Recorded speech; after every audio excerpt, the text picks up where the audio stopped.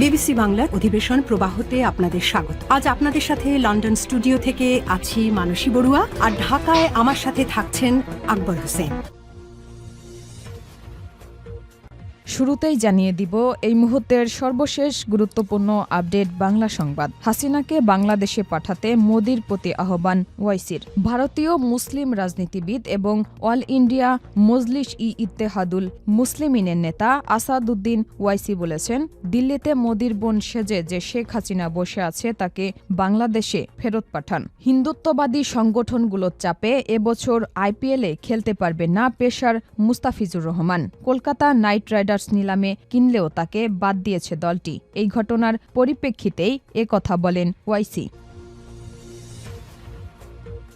এরপর থাকবে ক্ষমতায় এলে ব্যবসায়ীদের সমস্যা সমাধানের প্রতিশ্রুতি তারেক রহমানের। বিএনপির স্থায়ী কমিটির সদস্য আমির খসরু মাহমুদ চৌধুরী বলেছেন, দেশের ব্যবসায়ীরা বর্তমানে বড় ধরনের সমস্যার মুখোমুখি হচ্ছেন, যার কারণে দেশে বিনিয়োগ হচ্ছে না, কর্মসংস্থান কমে যাচ্ছে এবং সামগ্রিকভাবে অর্থনীতি এগিয়ে নেওয়ার গতি ব্যাহত হচ্ছে। ব্যাংকিং খাত, স্টক এক্সচেঞ্জ ও ক্যাপিটাল মার্কেট সবখানেই গুরুতর সংকট রয়েছে।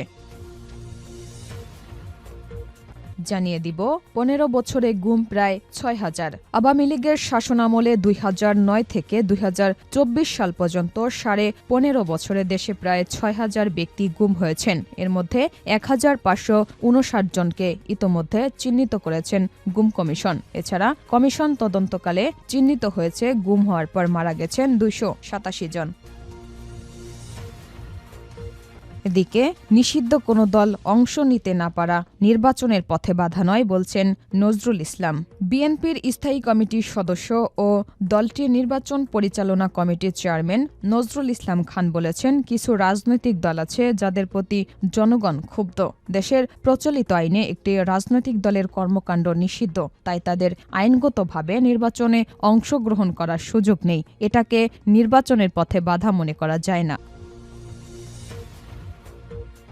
এবং সর্বশেষ জানিয়ে দিব, এলপিজির বাজার স্থিতিশীল হতে ১ সপ্তাহ লাগতে পারে। সরকারের বেঁধে দেয়া দামে দেশের কোথাও এলপিজি পাওয়া যাচ্ছে না। খুচরা বাজারে সরবরাহ ঘাটতির মধ্যেই গতকাল রবিবার রান্নায় ব্যাহত জ্বালানি পণ্যটির দাম বাড়ালো বাংলাদেশ এনার্জি রেগুলেটরি কমিশন।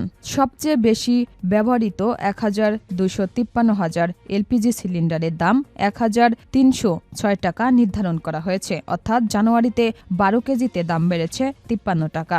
এতক্ষণ শুনছিলেন সংবাদ শিরোনাম, এবারে বিস্তারিত।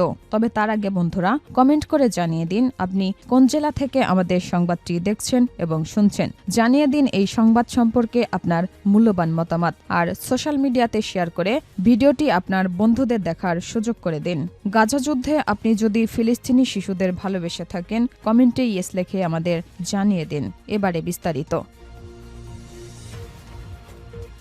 হাসিনাকে বাংলাদেশে পাঠাতে মোদির প্রতি আহ্বান ওয়াইসির। ভারতীয় মুসলিম রাজনীতিবিদ এবং অল ইন্ডিয়া মজলিস-ই-ইত্তেহাদুল মুসলিমিনের নেতা আসাদুজ্জামান ওয়াইসি বলেছেন, দিল্লিতে মোদির বোন সেজে যে শেখ হাসিনা বসে আছে তাকে বাংলাদেশে ফেরত পাঠান। হিন্দুত্ববাদী সংগঠনগুলোর চাপে এবছর আইপিএলে খেলতে পারবেন না pacer Mustafizur Rahman. Kolkata night Riders নিলামে কিনলেও তাকে বাদ দিয়েছে দলটি। এই ঘটনার পরিপ্রেক্ষিতেই কথা বলেন ওয়াইসি। রোববার এক অনুষ্ঠানে তিনি বলেন, তারা হিন্দুত্ববাদীরা মহারাষ্ট্র ও মুম্বাইয়ের মানুষকে বলেছে, দেখো আমরা এক বাংলাদেশিকে ফেরত পাঠিয়েছি, আরেকজনকে ফেরত পাঠান যে দিল্লিতে মোদির বোন সেজে বসে আছে। আপনারা কি চান তাকে বাংলাদেশে ফেরত পাঠানো হোক? তাহলে স্লোগান তুলুন, নারায়ে তাকবীর, আল্লাহু আকবার। তিনি বলেন, মোদিজি শুনুন, আওয়াজ আসছে, তাকে ধরুন, বের করে বাংলাদেশে ফেরত পাঠান।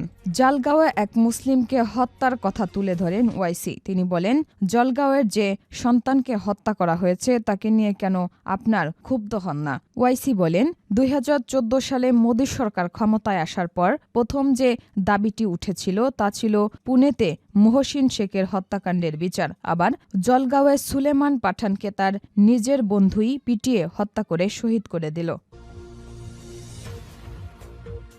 ক্ষমতায় এলে ব্যবসায়ীদের সমস্যা সমাধানের প্রতিশ্রুতি তারেক রহমানের। বিএনপির স্থায়ী কমিটির সদস্য আমির খসরু মাহমুদ চৌধুরী বলেছেন, দেশের ব্যবসায়ীরা বর্তমানে বড় ধরনের সমস্যার মুখোমুখি হচ্ছেন, যার কারণে দেশে বিনিয়োগ হচ্ছে না, কর্মসংস্থান কমে যাচ্ছে এবং সামগ্রিকভাবে অর্থনীতি এগিয়ে নেওয়ার গতি ব্যাহত হচ্ছে। ব্যাংকিং খাত, স্টক এক্সচেঞ্জ ও ক্যাপিটাল মার্কেট সবখানেই গুরুতর সংকট রয়েছে। এসব সমস্যা নিয়েই শীর্ষ ব্যবসায়ী ও শিল্প উদ্যোক্তাদের সঙ্গে আলোচনা হয়েছে। আমাদের ভারপ্রাপ্ত চেয়ারম্যান তারেক রহমান তাদের কথা মনোযোগ সহকারে শুনছেন। বিএনপি ক্ষমতায় আসলে ব্যবসায়ীদের সমস্যা সমাধানের প্রতিশ্রুতি দিয়েছেন তিনি। আজ বিএনপি চেয়ারপারসনের গুলশানের রাজনৈতিক কার্যালয়ে সামনে সাংবাদিকদের সঙ্গে আলাপকালে এসব কথা বলেন আমির খসরু। এর আগে দেশের শীর্ষ ব্যবসায়ী ও শিল্প উদ্যোক্তাদের সঙ্গে প্রায় 2.5 ঘণ্টার বৈঠক করে বিএনপির ভারপ্রাপ্ত চেয়ারম্যান তারেক রহমান।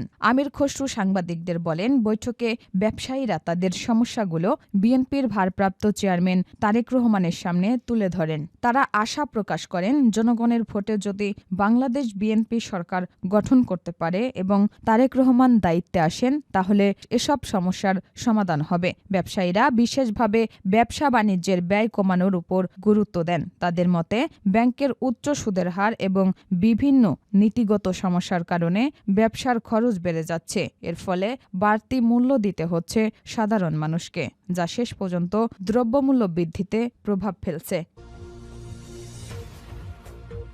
15 বছরে গুম প্রায় 6,000। আওয়ামী লীগের শাসনামলে 2009 থেকে 2024 সাল পর্যন্ত 15.5 বছরে দেশে প্রায় 6,000 ব্যক্তি গুম হয়েছেন।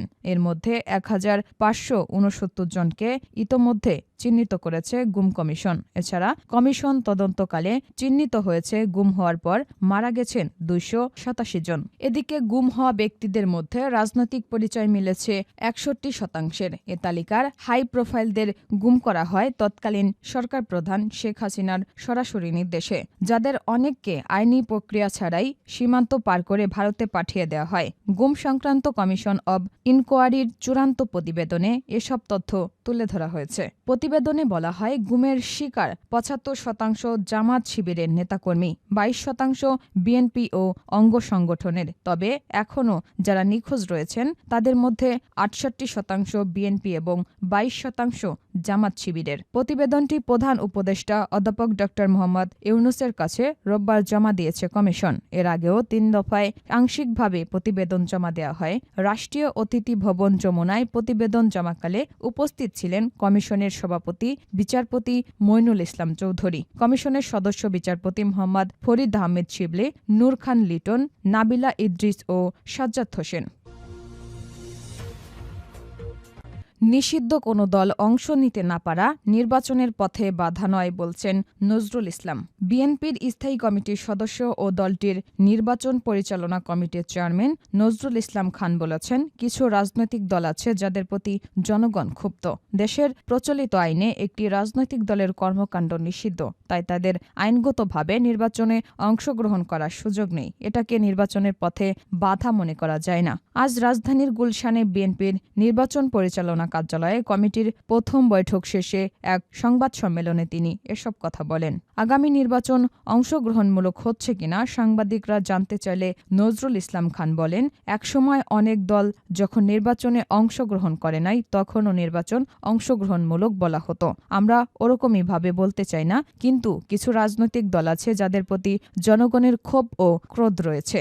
দেশের প্রচলিত আইনে একটি রাজনৈতিক দলের কর্মকাণ্ড নিষিদ্ধ, তাই তাদের আইনগতভাবে নির্বাচনে অংশগ্রহণ করার সুযোগ নেই। এটাকে নির্বাচনের পথে বাধা মনে করা যায় না। এর বাইরে কোনো দল যদি অংশগ্রহণ করতে না চায় তাহলে সেটা ভিন্ন কথা। তিনি আরও বলেন, এই মুহূর্তে অবাধ সুষ্ঠু নির্বাচন আয়োজন করা হয়েছে। সেখানে যাদের রাজনৈতিক তৎপরতার উপর বিধিনিষেধ নাই তাদের কারোরই নির্বাচনের অংশগ্রহণ করার ক্ষেত্রে বাধা নেই। এলপিজির বাজার স্থিতিশীল হতে 1 সপ্তাহ লাগতে পারে। সরকারের বেঁধে দেয়া দামে দেশের কোথাও এলপিজি গ্যাস পাওয়া যাচ্ছে না। খুচরা বাজারে সরবরাহ ঘাটতির মধ্যেই গতকাল রবিবার রান্নায় ব্যাহত জ্বালানি পণ্যটির দাম বাড়ালো বাংলাদেশ এনার্জি রেগুলেটরি কমিশন। সবচেয়ে বেশি ব্যাহত 1,253 টাকার এলপিজি সিলিন্ডারের দাম 1,306 টাকা নির্ধারণ করা হয়েছে। অর্থাৎ জানুয়ারিতে 12 কেজিতে দাম বেড়েছে 53 টাকা। গত মাসে দাম বেড়েছিল 38 টাকা। গতকাল রবিবার থেকেই এই দাম কার্যকর হয়েছে। তবে খুচরা বাজারে এলপিজি নির্ধারিত দামে বা তার কাছাকাছি আসতে 7 থেকে 10 দিনের মতো সময় লাগবে বলে জানিয়েছেন খাত সংশ্লিষ্টরা। তবে নিয়ন্ত্রক সংস্থা নির্ধারিত দামে দেশের খুচরা বাজারে এলপিজি পাওয়া যাচ্ছে না। অনেক স্থানে বেশি দামেও এলপিজি পাওয়া যাচ্ছে না। লালবাগের এক বাসিন্দা জানান, তার এলাকার নিকটস্থ দোকানগুলোতে গতকাল সকাল থেকে বিকাল 4টা পর্যন্ত এলপিজি সিলিন্ডার পাওয়া যায়নি। তবে সন্ধ্যায় তিনি 12 কেজির একটি সিলিন্ডার 1,950 টাকায় কিনেছেন। মোহাম্মদপুর এবং মগবাজারে 2 গ্রাহক যথাক্রমে 2,000 এবং 2,250 টাকায় সিলিন্ডার কিনেছেন।